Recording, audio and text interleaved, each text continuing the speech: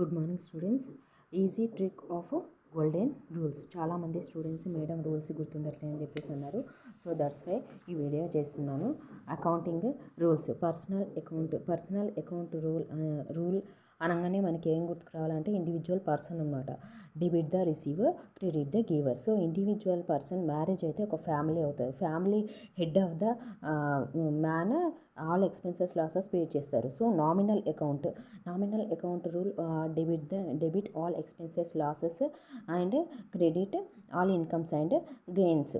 So ఈ marriage అయిన తర్వాత సో మెనీ మెంబర్స్ రిలేటివ్స్ వస్తారు అనమాట. సో ఆ రిలేటివ్స్ మొత్తం ఒక గ్రూప్ అవుతుంది అనమాట. సో దానికి related real account what comes in debit, what goes out credit.